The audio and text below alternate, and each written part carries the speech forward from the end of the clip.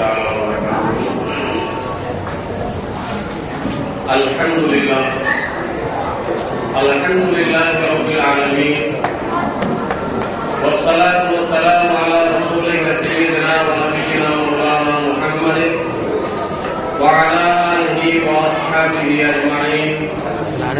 اللهم صل على سيدنا ونبينا مولانا محمد وعلى آل سيدنا محمد وبارك وسلم عليه. رضينا بالله ربا وبالإسلام دينا وبمحمد صلى الله عليه وسلم نبيا ورسولا. يا سيدي يا رسول الله خذ بيدي. قال الله تعالى في القرآن العظيم: أعوذ بالله من الشيطان الرجيم. بسم الله الرحمن الرحيم. إن الصلاة تنهى عن الفحشاء والمنكر. صدق الله العلي العظيم. قال نبينا صلى الله عليه وسلم: الصلاة مفتاح الجنة. صدق نبينا صلى الله عليه وسلم. உருவமற்ற இறைவனை போற்றி போன்றவனாய், உன்னத நபியின் பொன்மொழியை ஏற்றவனாய், உத்தம வழிமாறுகளின் நல்ல உபதேசத்திற்கு செவிசாய்த்தவனாய் இந்த உபதேசத்தை ஆரம்பம் செய்கிறேன். எல்லாம் அல்லாஹ் ஜல்ல ஜலாலுஹு எதை சொல்கிறோமோ கேட்கிறோமோ அதை அமல் செய்யக்கூடிய தௌஃபீக்கை எனக்கும் உங்களுக்கும் அல்லாஹ் வழங்கி அருள்வானாக.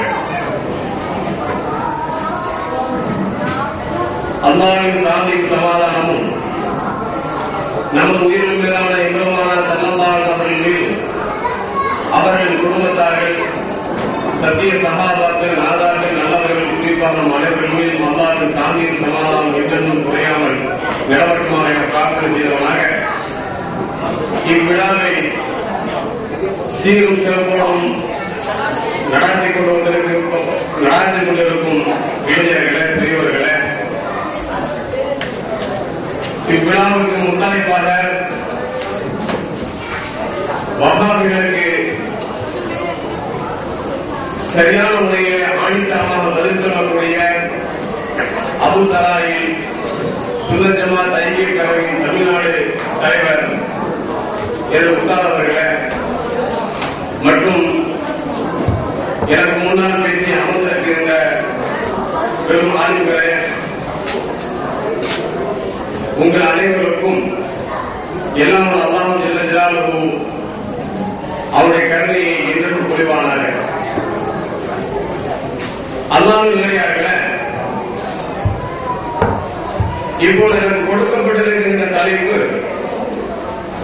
சுவர்க்கத்தின் திறவுகோல் கொள்கை என்று கொடுக்கப்பட்டது. சுவர்க்கத்தின் திறவுகோல் தொழுகையாக இருந்தாலும் கூட தொழுகைக்கு முன்னால் நபிகள் நாயகம் ஸல்லல்லாஹு அலைஹி வஸல்லம் மக்காவில் கிட்டத்தட்ட 53 வருடங்கள் வாழ்ந்திருக்கின்றார்கள். நபி பட்டம் 40 வயதில் கிடைக்கப்பட்டது. மக்காவில் இருக்கின்ற வரைக்கும் நபிகள் நாயகம் ஸல்லல்லாஹு அலைஹி வஸல்லம் தொழுகையை கட்டளையிடவில்லை. மாறாக கொள்கை என்ற அகீதாவை தான் அல்லாஹ் ஜல்ல ஜலாலுஹு நபிகள் நாயகம் ஸல்லல்லாஹு அலைஹி வஸல்லம் மூலமாக சஹாபாக்களுக்கு எடுத்துச் சொல்லி, அல்லாஹ் என்றால் யார், அவன் எவ்வளவு வல்லமையுள்ளவன், எவ்வளவு ஆற்றல் உள்ளவன், அவன் உருவமற்றவன், அண்ணன் பெருமானார் ஸல்லல்லாஹு அலைஹி வஸல்லம் அல்லாஹ்வால் அனுப்பப்பட்ட திருத்தூதர், அவருடைய குடும்பத்துடைய மகத்துவம் என்ன, அவருடைய உயர்வு என்ன, அவருடைய செயல்பாடுகள் என்ன என்பதையெல்லாம் அல்லாஹ் ஜல்ல ஜலாலுஹு நபிகள் நாயகம் ஸல்லல்லாஹு அலைஹி வஸல்லம் மூலமாக சஹாபாக்களுக்கு எடுத்துச் சொல்லி கிட்டத்தட்ட 52 வருடங்கள் வெறும் தொழுகை பற்றி மட்டும்தான் அல்லாஹ் ரசூல் சொல்லிக் கொடுத்தார்கள். மதீனாவுக்கு செல்வதற்கு முன்பாக ஒரு வருடத்திற்கு முன்புதான் மிஅராஜின் பயணத்தில் சென்று அல்லாஹ் ஜல்ல ஜலாலுஹு தொழுகையை கொடுத்தார் என்பதையெல்லாம் நாம் தெரிய வருகின்றோம். இதற்கு என்ன தெரிகிறது என்று சொன்னால், தொழுகை தொழுவதற்கு முன்னால் தொழுகை சுவர்க்கத்தின் திறவுகோலாக இருந்தாலும் கூட அந்த தொழுகையை கற்றுக் கொடுத்த அண்ணன் பெருமானார் எப்படிப்பட்டவர்கள், அவருடைய குடும்பம் எப்படிப்பட்டது, ஏவன் எப்படிப்பட்டவன் என்பதை எல்லாம் தெரிவது கட்டாய கடமையாக இருக்கின்றது. இன்ஷா அல்லாஹ் நோட்டீஸில் கொடுக்கப்பட்டிருப்பது போன்று ஒவ்வொரு நாளும் அந்த தலைப்பில் பேசுவோம். சில பேர் என்ன நினைக்காம அப்படின்னா, முதல்ல தெரிஞ்சாங்க பாத்தியா இல்லை அப்படின்னாங்க, மௌலிதி இல்ல அப்படின்னாங்க. அவங்க நினைச்சாங்க கூட்டுத்துவா இல்ல அப்படின்னாங்க. அவங்க நினைச்சாங்க தராவி இல்ல அப்படின்னாங்க. நம்ம எதுவெல்லாம் இருக்குன்னமோ அதுவெல்லாம் இல்ல இல்லன்னு சொல்லிட்டு வந்தாங்க. இப்படிதான் ஒரு வாத்தியார் இருந்தாரு. பையன் கேட்டாரு, டேய் உருவமில்லை என்று சொல்வதை மாணவன் எப்படி மாற்றி சொல்லணும் சொல்லிட்டு அறிவு இல்லையா அப்படின்னு ஆமான்னு சொல்லாம பார்த்தீங்களா? அந்த மாதிரி இவர் என்ன பாத்தியாரிலே மூலத்திலே கலாவிலே கலாதோலையிலே அது இல்லை இது இல்லை என்று சொல்லி கடைசி இறைவனுக்கு உருவம் இல்லை என்று சொல்வதற்கு பதிலாக இறைவனுக்கு உருவம் இருக்கிறது என்று சொல்லி இன்று உலகமே காலி துப்பைக்கு அளவிற்கு இன்று கேவலப்பட்டுக் கொண்டிருக்கிறார் என்று சொன்னால் அவருடைய இயலாமையும் அவருடைய அறிவியலத்தில் காமிக்கிறது என்பது மாற்று கருத்தும் அல்ல. அருமையானதுங்க, நபிகள் நாயகம் ஸல்லல்லாஹு அலைஹி காலத்துல சஹாபாக்கள் பெரும்பாலான ஸல்லல்லாஹு செய்திகளை கேட்டு தன்னுடைய வாழ்க்கையை அமல் செய்து அதை கொண்டு இறைவனும் இறைவனுடைய இறைவனுடைய திருப்தியும் பெற வேண்டும் என ஆசைத்திருக்கிறார்கள். அப்படிப்பட்ட சஹாபாக்கள் வணக்கத்திலே ஈடுபாடும் ஆர்வம் கொண்டிருந்தார்கள். ஆனால் இவர்களோ வணக்கத்தை குறைத்துக் கொண்டே இருக்கின்றார்கள். நம்ம கம்ப்யூட்டர் காலத்தில் இருக்கிறோம், நேரமே இல்லை. லூர் 4 ரகாயத்து 2 ரகாயத்து கூட அதுக்கு ஒரு 10 பேர் இருக்கும், அதுக்கு ஒரு 10 பேர் இருப்பாங்க. பஜத்தோட 2 ரகாயத்து 1 ரகாயத்து அதுக்கு ஒரு அமர்தலை கூடாது இருக்கு. அவங்க வணக்கம் என்பதை வணக்கமாக பார்க்க வேண்டும். பார்வை நல்ல பார்வை இருந்தால் அது நல்லதாக தெரியும், கள்ள பார்வை இருந்தால் அது எல்லாம் கள்ளத்தனமாகத்தான் தெரியும் என்பதை நாம் மறந்துவிடக் கூடாது. சஹாபாக்கள் எந்த அளவுக்கு ஆவலோடும் ஆசையாக இருந்தார் என்று சொன்னார்.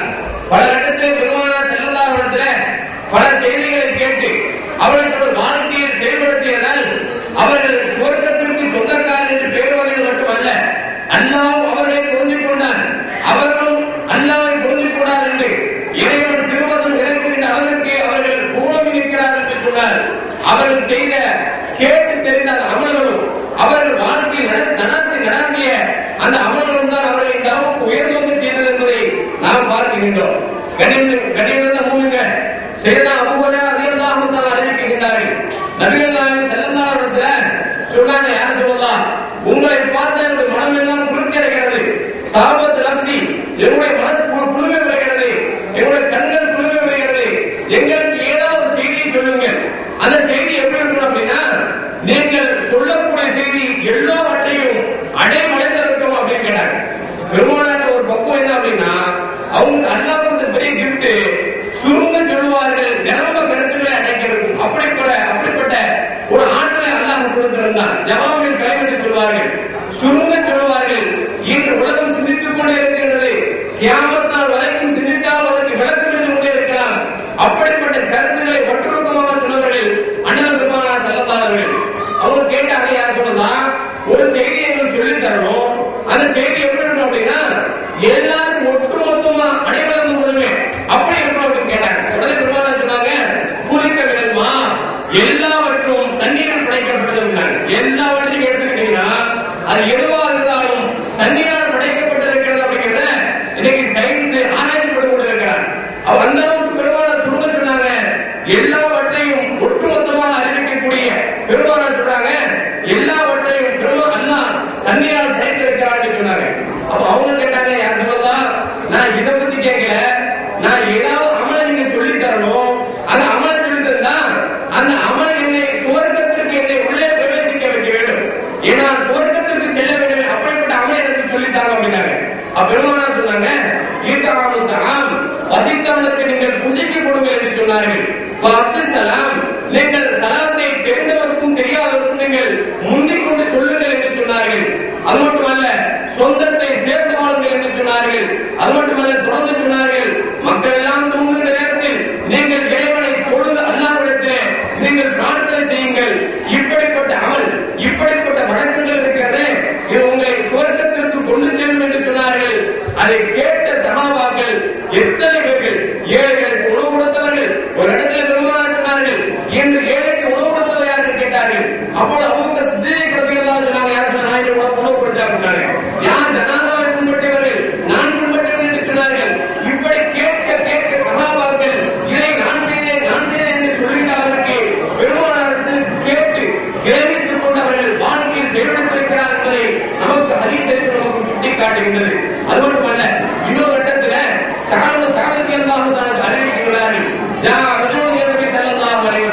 பெருமானார் இடத்துல ஒரு தோழர் வந்து கேட்டார், யார் சொல்லலாம், துல்லனி அலா அமலின் இத அமிழ்த்தும் அகப்படி அல்லா வாகப்படினார். நீங்கள் எனக்கு அமலை சொல்லித்தர வேண்டும், ஒரு செயல்பாட்டை சொல்லித்தர வேண்டும், அந்த செயலை செய்தேன் என்று சொன்னார். என்னை படைத்தவும் என்னை நேசிக்க வேண்டும், மக்களும் என்னை நேசிக்க வேண்டும், அப்படிப்பட்ட அமலை சொல்லித்தார்கள் என்று கேட்கின்றார். சாதாரண விஷயம் அல்ல, இறைவனும் நேசிக்க வேண்டும், இவரோடு வாழக்கூடிய மக்களும் இவரை நேசிக்க வேண்டும், அப்படிப்பட்ட அமலை சொல்லித்தார்கள் என்று சொன்னவுடன் பெருமானார் தானமாக சொன்னார்கள். பெருமானார் சொன்னாங்க, துன்யாவில் துன்யா மோகத்தை வாழ்ந்து கொண்டிருக்காதே, பட்டட்டு தன்னோடு வாழு, இறைவன் உன்னை விரும்புவான் என்று சொன்னார்கள். உண்மை அப்படித்தானே. நாம் உலகத்தில் வாழ்கின்ற பொழுது இதுதான் உலகம் வாழ வேண்டும் என்று சொன்னால் இறைவன் கோபப்படுகிறான். உலகத்தில் வாழ வேண்டும், எப்படி வாழ வேண்டும் சொன்னால், எப்படி கடலே கப்பல் மிதந்து கொண்டு அதை சவாரி செய்கிறதோ அதுபோல நாம் உலகத்தில் வாழ்ந்தவருடைய வாழ்க்கையை கழிக்க வேண்டும் தவிர, சவாரி செய்யக்கூடிய கப்பலிலே தண்ணீர் உள்ளே சென்றுவிட்டால் எப்படி கப்பலுக்கும் கப்பலுக்கு உள்ளே இருப்பவருக்கும் ஆபத்தோ அதுபோல உலகத்தில் வாழ்கின்ற பொழுது இதுதான் உலகம் என்று நாம் வாழ்ந்தோம் என்று சொன்னால் அது உன்னை அழித்துவிடும், இறைவனின் கோபத்தை தந்துவிடும் என்பதை பெருமானார் சுருங்க சொன்னார்கள். மீண்டும் சொன்னார்கள், மக்களிடத்திலும் தேவையாகாது, யாரிடத்திலும் கையெழுந்து கேட்டார் என்று சொன்னால் கேட்காத உனக்கு நினைச்சுவாரு வாயா இப்பதான் செலவு சொல்வார்கள், எல்லாம் பேசுவார்கள், வருவாங்க போய் 100 ரூபாய் கஷ்டமா இருக்கு கொடுங்க அப்படின்னா முதல்ல நினைச்சுவாரு, இல்லங்க அப்புறம் பார்க்கலாம். ரெண்டாவது கேட்டா இந்த ஆளை பார்த்தா இதே வேலை எடுத்து நீங்க இப்படி போனா அவர் அப்படி போயிடுவாரு. அதை பெருமானார் சொல்றாங்க, மக்களுக்கு தேவையாகாது, மக்கள் உன்னை நேசிப்பார் என்று சொன்னார்கள். இப்படி படகட்டத்தில் சகாபாக்கள் பல விஷயங்களை பெருமானார் ஸல்லல்லாஹு அலைஹி வஸல்லம் கேட்டு தெரிந்து அவர்கள் வாழ்க்கையில் செம்மையாக செய்து வந்தார் என்பதை ஹதீஸ்கள் நமக்கு சுட்டிக்காட்டுகிறது. இன்னொரு ஹதீஸ்ல அபூ ஹுரைரா ரலியல்லாஹு அன்ஹு அறிவிக்கின்றார்கள், பெருமானார் நான் கேட்டேன், அர்மனி விஷயம் யூஜுவலி அல் ஜன்னா, எனக்கு சொர்க்கத்தை வாஜிபாக்கி வைக்கக்கூடிய, நான் சொர்க்கம் தான் செல்ல வேண்டுமே, அப்படிப்பட்ட வாஜிபாக்கி வைக்கக்கூடிய ஒரு செய்தி எனக்கு சொல்லித்தார்கள் என்று சொல்லும்போது பெருமானார் சொன்னாங்க, தீவுல் கலாம், பேசினால் நல்லதை பேசி, அடுத்தவனத்தில் பேசினால் மனதை பண்படுத்த வேண்டும் தவிர அடுத்தவன் மனதை புண்படுத்தக்கூடாது, அப்படிப்பட்ட நல்ல வார்த்தையை பேசுங்கள் என்று சொன்னார்கள். ஒருவர் சலாம் சொன்னால் அவருக்கு நீங்கள் பதில் சொல்லுங்கள், இந்த 2 அமலும் உங்களுக்கு சொர்க்கத்தை தான் தரும், நீங்கள் நரகத்துக்கு செல்ல மாட்டீர்கள் என்பதை நபிகள் நாயகம் ஸல்லல்லாஹு அலைஹி சொல்லி தந்தார்கள். எனவே ஒரு கட்டத்தில் நபிகள் நாயகம் ஸல்லல்லாஹு அலைஹி பிரசங்கம் செய்து கொண்டிருந்தார்கள். அப்பொழுது பெருமானார் கேட்டாங்க, சொர்க்கவாசி நீங்க பார்க்க ஆசைப்படுறீங்களான்னு கேட்டாங்க. சஹாபாக்கள், பெருமானார் வாய் சொர்க்கவாதி என்று வந்தால் அவர் நிச்சயம் சொர்க்கவாதி தான். ஏனென்று சொன்னால் பெருமானார் எதை பேசுகின்றார்களோ அது அவர்கள் சுயமாக பேசுவதில்லை, இறைவன் பேசுகிறார். பெருமானார் ஒருவரை குறித்து இவர் சொர்க்கவாதி என்று சொன்னால் அவர் சொர்க்கவாதி தான் என்பதை சஹாபாக்கள் நன்கு விளக்கியிருந்தார்கள். பெருமானார் இப்படி கேட்ட உடனே சஹாபாக்கள் சொன்னாங்க, யார் சொல்லலாம், நாங்க பார்க்கணுமே ஆசையா இருக்குன்னு. பெருமானார் சொல்றாங்க, இப்போது ஒருவர் வருவார், அவரை பார்த்துக் கொள்ளுங்கள் என்று சொன்னார். ஒருவர் வருகின்றார், அந்த சஹாபி ஒழு செய்தவனமாக தண்ணீர் சொட்ட சொட்ட தன்னோட செருப்பை அக்குள் வைத்துக் கொண்டு பெருமானார் சபையை உள்ளே நுழைகின்றார்கள். பெருமானார் சொன்னாங்க, இவங்கதான் சொர்க்கவாதி அப்படின்னாங்க. எல்லோருக்கும் ஆச்சரியம். பெருமானார் வாயிலே சொர்க்கவாதி என்று சொல்லக்கூடிய அவருக்கு என்ன அமலை செய்திருப்பார் என்று எல்லோருடைய சிந்தனைகள் ஓட்டம் மூடிக்கொண்டிருக்கின்றது. மறுநாள் மீண்டும் அதுபோன்று சபை கூடுகிறது. மீண்டும் பெருமானார் கேட்டாங்க, இன்னைக்கு நீங்க சொர்க்கவாதியை பார்க்கலாம் கேட்டாங்க. சஹாபாக்கள் சொன்னாங்க, இன்னைக்கு யாரா இருக்குமோ, அவரா இருக்குமோ, இவரா இருக்குமோ, சபையில யாரெல்லாம் இல்லையோ அவங்களெல்லாம் இவங்க அப்படின்னு செஞ்சாங்க. இவங்க கற்பனை ஓட்டிக் கொண்டிருக்கிறார்கள். ஆனால் நேற்று வந்த தோழர் மீண்டும் அதே சபைக்கு வருகின்றார். பெருமானார் சொன்னாங்க, இவரை பார்த்துக் கொள்ளுங்கள் என்று சொன்னார்கள். எல்லோருக்கும் சாக்கா போய் பெருமானார் ஒரு தடவை சொன்னாலே சொர்க்கவாதி என்று சொன்னார். பெருமானார் 2வது சொல்லிவிட்டார்கள். 3வது சபை போகிறது. அதுபோன்று கேட்கின்றார்கள். அதே தோழர் மீண்டும் வருகின்றார். வந்தால் இவ்வளவு கொஞ்சம் ஆச்சரியமா போச்சு. என்னடா பெருமானாரோட வாயில 3 தடவை சொர்க்கவாதி சொல்லிட்டாங்க, இவங்க என்ன அமல் செய்யறாங்க, இந்த அமல் என்ன செய்யணும், எப்படியாவது நோட்டம் போட்டு என்ன செய்யணும் பார்க்கணும் அப்படின்னு சொல்லி ஆசை உந்துதல் வந்துருச்சு. சபை முடிந்தது.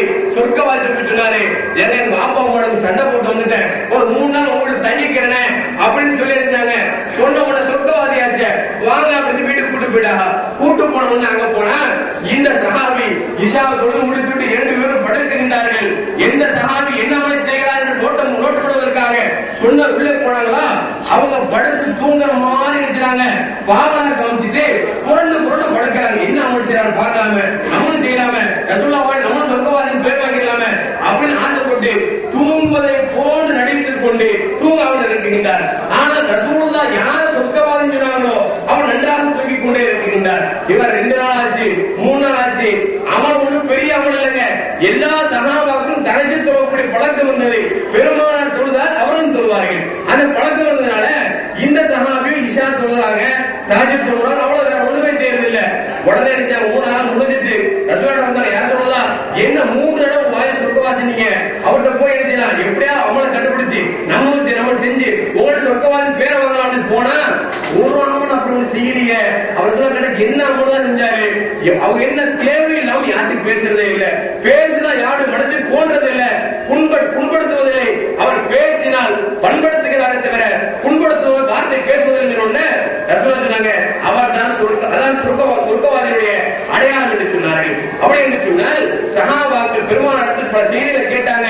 அதுல ஒண்ணு ரசூலுல்லாஹ் சொல்றாங்க, தீபுல் கலாம், பேசினால் நல்ல வார்த்தை பேச வேண்டும். சொல்லுவார்கள் பல்லக்கு ஏறுவது நாவாலே, பல உடைவது நாவாலே அப்படிவாங்க.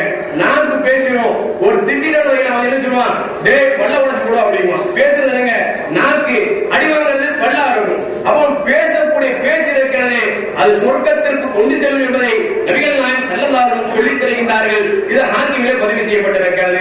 எனவே இப்படி பார்க்கின்ற பொழுது நபிகள் நாயகம் ஸல்லல்லாஹு அலைஹி வஸல்லம் நிறைய செய்திகளை சஹாபாக்கள் கேட்டு அமல் செய்திருக்கிறார் என்பதை நமக்கு தெள்ளத் தெளிவாக வருகின்றது.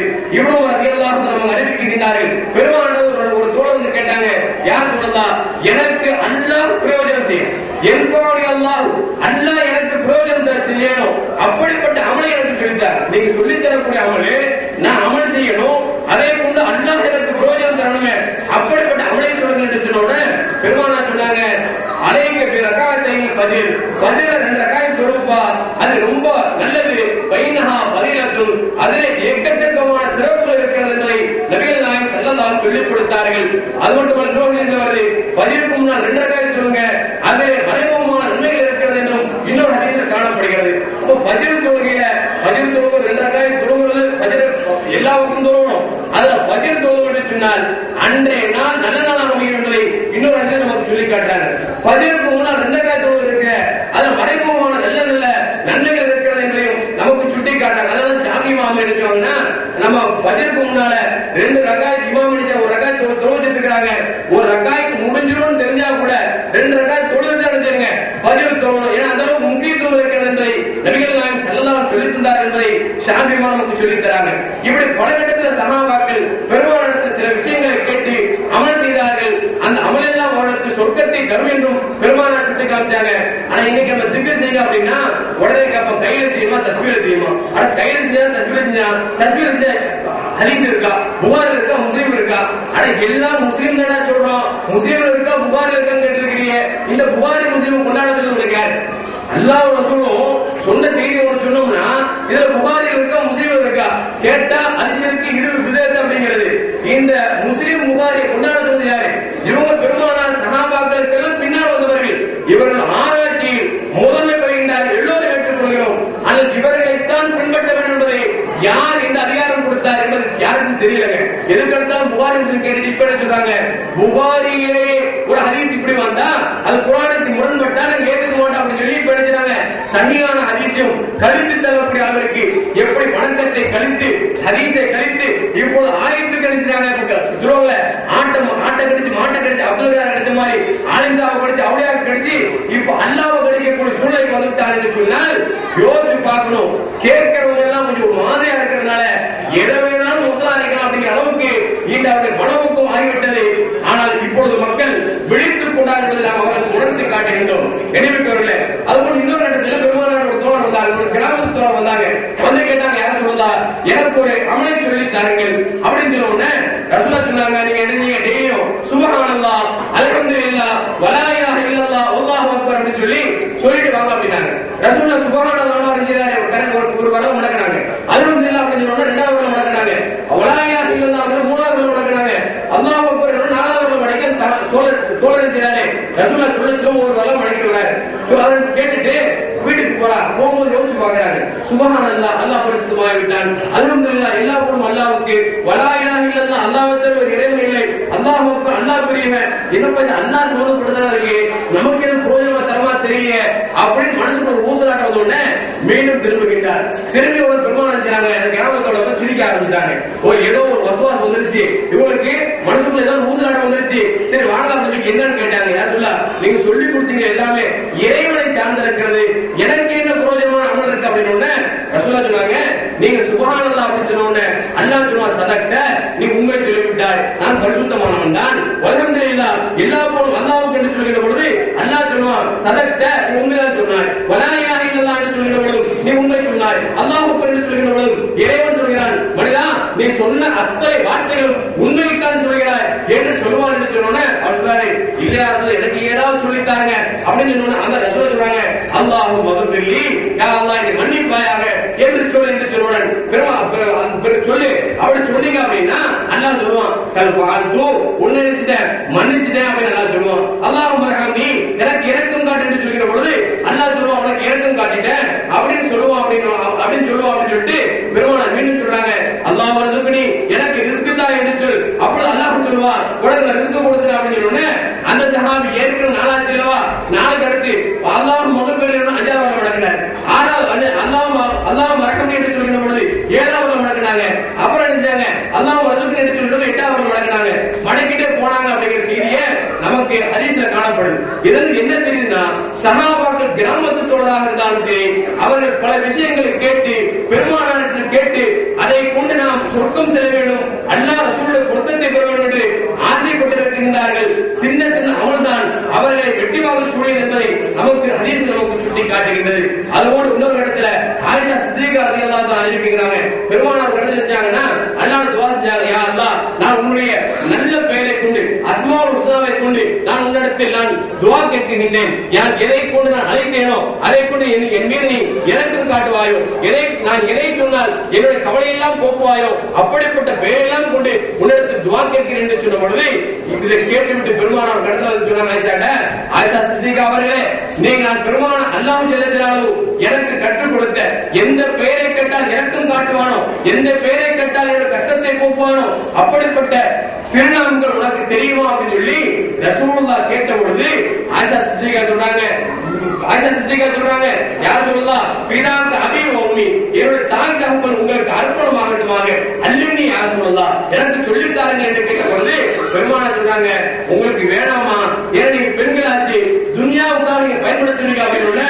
ஆயிஷாமா சும்மா இல்ல, யாரு நமக்கெல்லாம் உம்மஹாத்துல் முஃமினீன், நமக்கெல்லாம் தாயல்லவா, பெருமானாரின் தரப்பட்டவர்கள் அல்லவா.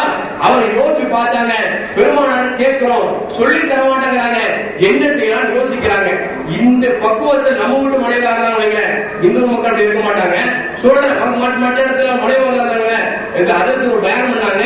இப்படி சில வார்த்தை இருக்குதான், அந்த வார்த்தையை சொன்னா அல்லாஹ் இரக்கம் காட்டுவானா, நம்முடைய கஷ்டத்தை போக்குவானா, அப்படிப்பட்ட ஒரு பேரை சொல்லிக் கொடுத்தாரு அப்படின்னு சொல்லி நீங்க சொல்லிட்டு அந்த அம்மா சொல்லித்தாங்க அப்படின்னு கேட்டு நம்ம சொல்லி தர மாட்டோம், அவன் பெரிய இவரு ஒன்று தெரிஞ்சு வந்தாரு அப்படின்னு கேவலமான பேசிடுவாங்க.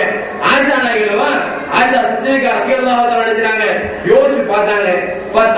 அவங்க ஹதீஸ்ல வருது, ஒரு கடை கிடைத்து பெருமானார் செல்லம் ஒரு கடை கிடைச்சிட்டு நான் கொஞ்ச நேரம் அமர்ந்திருந்தேன், பெருமானார் சொல்லித்தர மாதிரி தெரியல, படிச்சுட்டு போனேன், ரசூலுல்லாஹோட தலை நின்றேன், ஒரு முத்தம் கொடுத்தேன், முத்தம் கொடுத்துருந்தேன், யாருங்களா அள்ளி சொல்லித்தாங்களே அப்படின்னா அவ்வளவு பெருமானார் சொன்னாங்க, ஆயிஷா வேண்டாமா, நீ துன்யாவுக்காக பயன்படுத்திடுவாய் என்று சொல்லும் பொழுது நான் பார்த்தேன், இதுக்கு மேல வேலைக்காக ரசூலுல்லாஹ் சொல்லித்தர மாதிரி இல்ல அப்படின்னு சொல்லிட்டு நான் எழுந்தேன், பார்த்த வல்லாவுக்கும் நான் ஒழு செய்தேன், ஒழு செய்து விட்டு 2 ரக்காயத்து தொழுது தெரிஞ்சேன். நான் கையை வைத்து எனக்கு தெரிஞ்ச மாதிரி கேட்டேன், எப்படி கேட்டேன், இன்னி அதுவும் கல்லா, உன்னை அல்லாஹ் என்று அழைக்கிறேன், அதுவுக்கு ரஹ்மான், ரஹ்மான் என்று அழைக்கிறேன், அதுவுக்கு பிரு ரஹீம், உன்னை பிரு ரஹீம் என்று அழைக்கிறேன், அதுவுக்கு அஸ்மாயிக்க ஹுஸ்னா, உனக்கு என்னென்ன அழகிய பேர்கள் இருக்கின்றதோ அத்தனை பேர்கள் கொண்டு அழைக்கிறேன், மா அலிம்து மின்ஹா வமால மஅலம், எனக்கு தெரிந்ததும் தெரியாத பேர்கள் எல்லாம் உன்னை சொல்லி கேட்டு அழைக்கிறேன், அந்தம் பெர்லி வ தர்ஹம்னி, என் பாவத்தை மன்னிப்பாயாக, என் மீது இரக்கம் காட்டுவாயாக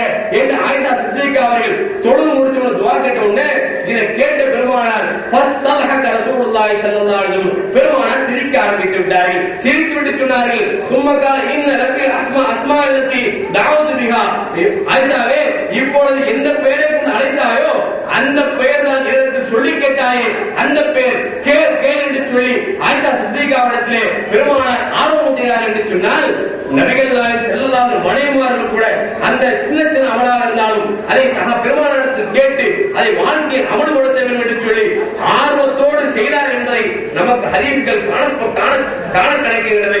இந்த ஹதீஸ் இப்னு மாஜாவில் பதிவு செய்யப்பட்டிருக்கிறது. இப்படி பார்க்கின்ற பொழுது சஹாபாக்களுடைய வாழ்க்கை அத்தனையுமே அமலில் சென்றிருக்கிறது என்பது நமக்கு தெரியப்படுகிறது. எனவே இப்படிதான் இன்னொரு இடத்துல பெருமானாட்ட ஏழை சஹாபாக்கள் வந்தாங்க. வந்து சொன்னாங்க, யார சொல்லலாம், இருக்கிற பணக்கார சஹாபாக்கள் நினைச்சாங்க, ஜக்காத் கொடுக்குறாங்க, ஹஜ் செய்யறாங்க, என்னென்ன அமல் செய்யறாங்க, எங்களுக்கு வசதி வாய்ப்பு இல்லாதனால எங்களுக்கு அமல் செய்ய முடியலையே, எங்களுக்கு ஏதாவது ஒரு அமலை சொல்லித்தாங்க, அந்த அமல் அவங்களுக்கு தெரியாம இருக்கணும், அவங்க செய்யாம இருக்கணும், அப்படிப்பட்ட அமலை சொல்லித்தாங்க அப்படின்னாங்க. ரசூலுல்லாஹ் பார்த்தாங்க, ரொம்ப ஆர்வத்தோடு வந்திருக்காங்க, அவங்களுக்கு தெரியாத அமல் சொல்லி கொடுத்து சொல்லிட்டு சொன்னாங்க, தொழுகைக்கு பிறகு சுப்ஹானல்லாஹ் 33 சொல்லுங்க, அல்ஹம்துலில்லாஹ் 33 சொல்லுங்க, அல்லாஹ் அக்பர் 34 சொல்லுங்க. இந்த சஹாபா இருந்தாங்க, எல்லா ஏழை சஹாபாக்கள் பள்ளிவாசல்ல போய் குசுகுசுன்னு சுப்ஹானல்லாஹ் அல்ஹம்துலில்லாஹ் அல்லாஹ் அக்பர் சொன்னோனே இந்த பணக்கார சஹாபா பார்த்தாங்க, என்னடா இவங்க ஏதோ குசுகுசுன்னு ஓதுறாங்களே அப்படின்னு சொல்லிட்டு எப்படி ஒட்டி கேட்டாங்க. தெரிஞ்சு போய் அவங்க இருந்தாங்க, சுப்ஹானல்லாஹ் அல்ஹம்துலில்லாஹ் அல்லாஹ் அக்பர் ஆரம்பிச்சாங்க.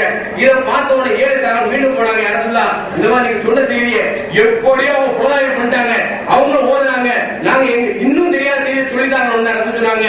உங்களுக்கு கிடைத்தது அவ்வளவுதான், அவர்களுக்கு கிடைத்தது அவ்வளவுதான். யார் யாருக்கு என்ன கிடைக்கணுமோ அவங்களுக்கு அது கிடைக்கும் என்று சொல்லி பெருமானார் ஆர்வப்படுத்தினார் என்று சொன்னால், சஹாபாக்கள் அமலிலே வேட்கையோடும் ஆர்வத்தோடும் அல்லாஹ் ரசூலுடைய பொருத்தம் கிடைக்க வேண்டும் என்ற ஆசையோடு இருந்திருக்கின்றார்கள். சின்ன சின்ன அமலாக இருந்தாலும் செய்ய வேண்டும் ஆசைப்பட்டார்கள். ஒரு காலம் இருந்துச்சுங்க, முஸ்தஹப்பா சுன்னத்தா அதை பேணக்கூடிய ஒரு காலம் வந்தது. ஆனா இன்னைக்கு பார்த்தோம்னா சுன்னத்தையும் முஸ்தஹப்பையும் சிறுக்காக பாவித்து கிறுக்கர்கள் உடனடியால் இன்னைக்கு சில மக்கள் தன்னுடைய அறிவை விலக்கி விட்டுவிட்டு அவர்கள் எதை சிறுக்கு என்று சொல்கின்றார்களோ அதை சிறுக்கு என்றால் தெரியாமலே கிறுக்காக அதை பின்பற்றக்கூடிய சூழல் என்று போய்கொண்டிருக்கிறது என்று சொன்னால், நினைவுக்கிறவர்களே, சஹாபாக்கள் சின்னவளாக இருந்தாலும் தொடர்ந்து செய்தார்கள், அது வெற்றி கிடைக்கும் என்று நம்பினார்கள். ஆகவே அவர்கள் உயர்ந்த இடத்தை பிடித்தார்கள். இந்த அமல்கள் எல்லாம் இருக்கின்ற அமலை எல்லாம் குறைத்துக் கொண்டே போக போக என்னாகிவிட்டது, இஸ்லாமியருக்கு மதிப்பே இல்லாமல் இன்று தலைமுறைக்கூடிய சூழல் இருக்கிறது என்று சொன்னால் அல்லாஹ் காப்பாற்ற வேண்டும் என்பதை மறந்துவிடக் கூடாது. நினைவுக்கிறவர்களே, அதோடு பாத்திமா ரலியல்லாஹு தஆலா ஒரு இடத்துல ரொம்ப சிரமப்பட்டாங்க. அப்படி சிரமப்பட்ட பொழுது பெருமானார் ஸல்லல்லாஹு அலைஹி வஸல்லம் கனிமத் பருவம் வருகிறது. வந்த பொழுது பெருமானார் நினைச்சா பாத்திமா நாயகி சொல்லி அனுப்புறாங்க, உங்க மகன் ரொம்ப கஷ்டப்படுறாங்க, அவங்களுக்கு ஏதாவது அன்பளிப்பு கொடுத்தா அதை கொண்டு பசி போக்கி கொள்வார்கள் சொன்ன பெருமானார் அவங்க அழைச்சுட்டாங்க, பாத்திமாவே நான் உங்களுக்கு இப்பொழுது பசியை போக்குவதற்கு ஏதாவது கனிமத்து கொடுத்து அன்பளிப்பு வேணுமா, அதை நான் சொல்லக்கூடிய ஒரு அமலை சொல்லித்தரேன், அந்த அமலை செய்தீர்கள் என்று சொன்னால் நீங்க அந்த வார்த்தையை சொல்லுவதற்கு எப்பொழுது துவா கேட்டாலும் அல்லாஹ் கபூல் செய்வானே, அப்படிப்பட்ட வார்த்தை வேணுமா அப்படின்னு கேட்டாங்க. இதே நம்ம வீட்டு அம்மாவா இருந்தாங்க, முதல்ல பசிக்கிற அதை கொடுங்க, ரெண்டா அப்புறம் பேசிக்கலாங்க.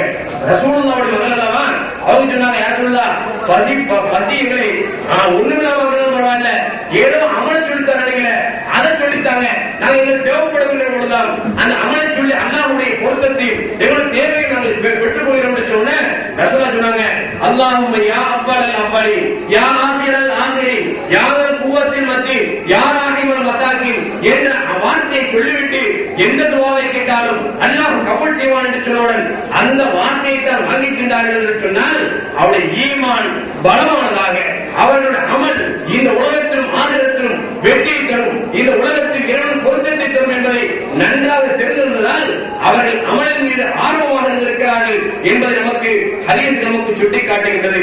எனவே அதுபோன்று இன்னொரு இடத்துல முகாம் அறிவிக்கின்றாங்க, பெருமானாட்ட ஒரு தோழர் வந்தார், வந்து கேட்டாங்க, யார் சொல்லா எனக்கு ஒரு அமலை சொல்லித்தாங்க, அந்த அமல் எப்படி இருக்கும் அப்படின்னா சொர்க்கத்திற்கு நான் செல்ல வேண்டுமே, அப்படிப்பட்ட அமல் எனக்கு சொல்லித்தாங்க அப்படின்னாங்க. பெருமானா சொன்னாங்க, லா துஷரிக்கு பில்லாஹ், இறைவனுக்கு இணை வைக்காதே என்று சொல்லிவிட்டு சொல்றாங்க, உன்னை நெருப்பில் போட்டு கருக்கினாலும் கூட உனக்கு வேதனை கொடுத்தாலும் கூட ஈமானை இழக்க மாட்டோம் சொல்லுவீங்களா, ஈட்டி முறை நிறுத்தினாலும் ஈமானை இழக்க மாட்டோம் என்று சொல்வார்கள்.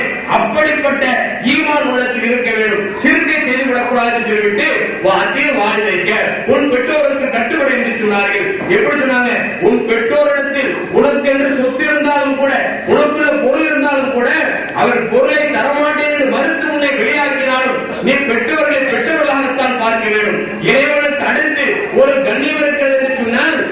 பெற்றோர்களுக்கு இருக்கிறது என்பதை நபிகள் நாயகம் ஸல்லல்லாஹு அலைஹி சொல்லி காட்டினார்கள். அது பெற்றோர் அவர்களை நீ பேணி பார்க்க வேண்டும் என்று பெருமானார் சொல்லி சொன்னாங்க. வலா ததருக்கு ஸலாத்த முத்தஅம்மியன், வேணுமென்றே தொழுகை விட்டு விடாதே.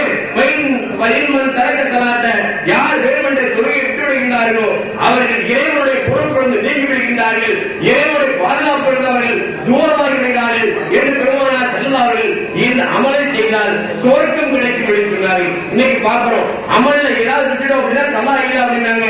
அது மட்டுமல்ல, கசுறு தொழுகை ஒன்று இருக்குங்க. அந்த கசுறு தொழுகை அப்படின்னா ஒரு குறிப்பிட்ட தூரம் அடைஞ்சிடும். வெளியூர் போயிருந்தாலும் கசுறு தொழுகை தோணும். 24 கிலோமீட்டர் வெளியூர் போயிட்டா தொகை அடைஞ்சலாம், 4 ரகாத்து 2 ரகாத்து தொழுகலாம் அப்படின்னு சொல்லி சட்டம் வந்தாங்க.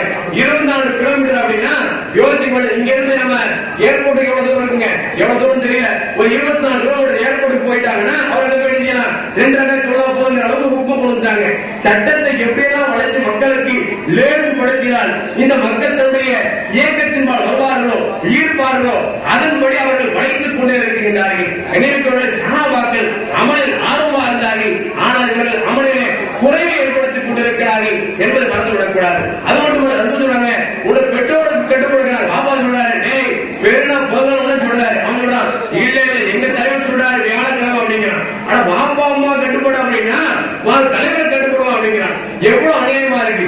இன்னும் சொல்ல கூட எந்த அளவுக்கு கேவலமா விட்டது சொன்னால், பாப்பாவே சொல்றா, பாப்பா நான் இருக்கிற கொள்கைதான் உண்மையான கொள்கை, அந்த கொள்கைக்கு வந்து இப்ப இல்ல அப்படின்னா உன்னை நரகத்தில் சந்திப்பா அப்படிங்கிறான். ஆனா பாப்பாவும் நரகத்தை சந்திச்சா எங்க சந்திக்கிறோம், நீ நரகத்தில் போகணும். இது யோசிக்கிறதே இல்ல. பாப்பாவை நரகத்தில் சந்திப்பேன் என்று ஒரு தமிழ் தன் தந்தையை பார்த்து அவன் சொல்கிறார் என்று சொன்னால் எவ்வளவு கேவலமாக வழிநடத்தி செல்கிறார்கள் என்பதை மறந்துவிடக்கூடாது. இப்படி பார்க்கின்ற பொழுது சஹாபாக்கள் அமலின் மீது அதிகம் ஆர்வம் கொண்டிருக்கிறார்கள் என்பதை மறந்துவிடக்கூடாது. எனவே இன்னொரு ஹதீஸில் அபூஹுரைரா ரலியல்லாஹு அன்ஹு அறிவிக்கின்றார்கள், பெருமானார் ஒரு கிராமத்துக்கு தோழர் வந்தார். வந்து சொன்னாங்க, யார் சொல்லலாம், எனக்கு ஒரு அமலை சொல்லித்தாங்க, அந்த அமல் சொர்க்கத்துக்கு கொண்டு சொல்லும். பொதுவா சஹாபாக்கள் கேட்கிறதெல்லாம் பாருங்க, எந்த அமலா இருந்தாலும் ஒண்ணு அல்லாஹ் ரசூலோட பொருத்தம் தரணுமா, இல்லைன்னா சொர்க்கத்தை தரணுமா. ஆனா இவங்க செய்யற அமல்னா ஒண்ணு அமல் எப்படி இருக்கணும் அப்படின்னா இருக்கவன அடிக்கணும், இல்லையா அடிச்சு இழக்கணும். ஒண்ணு அடுத்தவன் அடிச்சு நம்ம வாங்கணும், இல்லைன்னா இழக்கணும் அப்படின்னு சொல்லி ரவுடிசத்தை அதிகப்படுத்திக் கொண்டிருக்கிறார்கள். ஆனா சஹாபாக்கள் வழி ஒரு அமல் செய்யணும், அந்த அமல் சொர்க்கத்தை தரணும், இல்லைன்னா அல்லாஹ் ரசூலுடைய பொருத்தத்தை தரணும். அல்லாஹ் ரசூல் பொருத்தம் கிடைச்சாலும் சொர்க்கம் கிடைச்சிடும், சொர்க்கம் கிடைச்சாலும் அல்லாஹ்வுடைய பொருத்தம் தான் கிடைக்கும். ரெண்டு ஒண்ணு தான். அப்ப கிராமத்தோடு கேட்டாங்க, எனக்கு ஏதாவது அமலை சொல்லித்தாங்க அப்படின்னு பெருமானார் சொன்னாங்க, குறிப்பிட்ட வக்தில் பரதான தொழுகையை அந்தந்த நேரத்தில் தொழுது வா என்று சொன்னார்கள், ஜகாத்தை கொடுத்து வா என்று சொன்னார்கள், ரமலான் காலத்தில் நோன்பு நோட்டு வா என்று சொன்னார்கள். சொல்லிவிட்டு சொன்ன பொழுது அந்த கேட்ட தொழ சொன்னார், வல்லதி நஃப்ஸி பியதிஹி லா அஸீது அலா ஹாதா வலா அன்குஸ் மின்ஹு, நான் இதற்கு மேல் அதிகப்படுத்த மாட்டேன் குறைக்க மாட்டேன் என்று சொல்லிவிட்டு அவர் பெருமானாருக்கு விடைபெற்று செல்கின்றார். சென்ற பொழுது பெருமானார் சொன்னாங்க, மன் சர்ரஹு அன் யன்துர இலா ரஜுலின் மின் அஹ்லில் ஜன்னah ஃபல்யன்துர் இலா ஹாதா, யாராவது சொர்க்கவாதியை பார்க்க ஆசைப்பட்டால் நான் சொன்ன காரியத்தில் அதிகப்படுத்த மாட்டேன் குறைக்க மாட்டேன் என்று வாக்குறுதி கொடுத்துட்டு சொன்னாரே, இவரை பார்த்துக் கொள்ளுங்கள் என்று சொன்னார்கள். இது ரெண்டு விஷயம் இருக்கு. என்ன அப்படின்னா, சஹாபா ரசூலுல்லாஹ் பாருங்க, அவர் கேட்டவன அவர் அதிகப்படுத்த மாட்டேன் குறைக்க மாட்டேன்னு சொல்லியிருக்காரு. அமல் செஞ்சாங்களா இல்லையான்னு தெரியல. அவர் சஹாபாக்கள் ஒன்றை கேட்டால் அமல் கட்டாயம் செய்வார்கள் என்பதையும் இதில் தெரிகிறது. பெருமான் அந்த அமலை செய்தால் இவர் செய்வார் என்ற நம்பிக்கையும் சஹாபாக்கள் வைத்தார்கள். அது மட்டுமல்ல, இந்த அமல் செய்வதன் மீது இவர் சொர்க்கம் செல்வார் என்பது பெருமான் சொல்லி காட்டுறாங்க. இவ்வளவு விஷயத்தையும் நமக்கு உள்ளடக்கி இருக்கிறது இந்த ஹதீஸ். புகாரி முஸ்லிமில் பதிவு செய்யப்பட்டிருக்குங்க. இப்படி பார்க்கின்ற பொழுது சஹாபாக்கள் அதிகம் அமல் மீது ஆர்வம் கொண்டிருக்கிறார்கள் என்பதை யோசிச்சு பார்க்கணும். இதில் கடைசியில் என்ன அப்படின்னா, தொழுகை ரொம்ப முக்கியங்க. தொழுகையை நம்ம வந்து ரொம்ப அசால்ட்டா இருக்கக்கூடாது. இந்த தொழுகையை வந்து எந்த அளவுக்கு முக்கியம் கொடுக்க வேண்டும் என்று சொன்னால், பெருமானார் சொல்லுவாங்க, ஆயிஷா நாயிட்ட கேட்பாங்க, ரசூலுல்லாஹி ஸல்லல்லாஹு அலைஹி வஸல்லம் வீட்டுக்கு வந்தால் எப்படி இருப்பார்கள், வீட்டுக்கு வந்தால் அவருடைய துணியை துவைப்பார்கள், அவர்கள் என்னோடு சேர்ந்து வேலையை பகிர்ந்து கொள்வார்கள் என்று அழைக்கிக் கொண்டே போன ஆயிஷா சித்திகா ரலியல்லாஹு அன்ஹா சொல்றாங்க, தொழுகையோட நேரம் வந்து விட்டால் பெருமானார் தான் யாரோ நான் யாரோ என்று நினைக்கின்றார்கள். பெருமானார் கண்டுகொள்ளாமல் தொழுகைக்கு சென்றுவார்கள். அந்த அளவுக்கு பெருமானார் தொழுகைக்கு ரொம்ப முக்கியத்துவம் கொடுத்தாங்க அப்படிங்கிற செய்தி தெரிவிக்கிறது. என்னவர்களே, அது மட்டுமல்லங்க, தொழுகின்ற எல்லா வணக்கத்தையும் அல்லாஹ் வந்து ஜிப்ரீல் அலைஹிஸ்ஸலாம் மூலமா தான் கொடுத்தார். நோன்பு ஜகாத் ஹஜ் எல்லாம் பாத்தீங்கன்னா ஜிப்ரீல் போய் சொல்லிட்டு வாங்க அப்படின்னாங்க. ஜிப்ரீல் சொல்லிட்டு வந்தாங்க.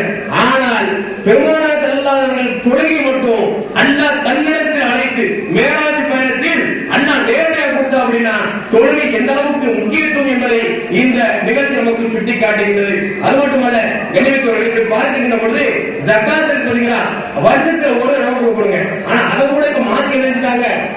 அதை கூட எழுதிட்டாங்க.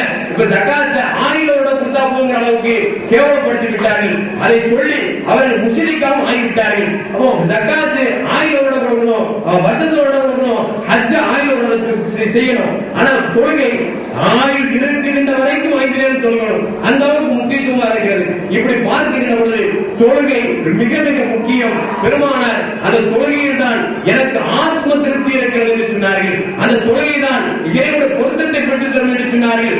இன்னும் சொல்ல போனால் பெருமானார் சொல்றாங்க, யாருக்காவது என்னுடைய ஷஃபாஅத் தேவையா, நாளை மறுமையோட பரிந்துரை தேவை என்று சொன்னால் அதிகம் நீங்கள் இறைவனுக்கு சஜ்தா செய்யுங்கள், என்னுடைய பரிந்துரை உங்களுக்கு கிடைக்கும் என்றும் நமக்கு வாக்களித்திருக்கின்றார்கள். எல்லாமல் அல்லாஹ் ஜெல்லஜலாலும் சஹாபாக்கள் எப்படி அமலில் ஆர்வம் இருந்தார்களோ, அமலை செய்தார்களோ, அல்லாஹ்வுடைய திருப்தியை கேட்டு பெற்றார்களோ, அதுபோன்று அமலின் மீது ஆர்வமாக இருக்க வேண்டும். குறிப்பாக தொழுகையை சரிவர தொழக்கூடிய மக்களாக இருக்க வேண்டும் என்று கேட்டுக்கொண்டு எல்லாமல் அல்லாஹ் ஜெல்லஜலாலும் எதை சொன்னோமோ கேட்டோமோ அதன்படி நடப்பதற்கு தௌஃபீக் வாஹிர் தாவானா அல்ஹம்துலில்லாஹி ரப்பில் ஆலமீன். அஸ்ஸலாமு அலைக்கும் வரஹ்மத்துல்லாஹி வபரகாத்துஹு.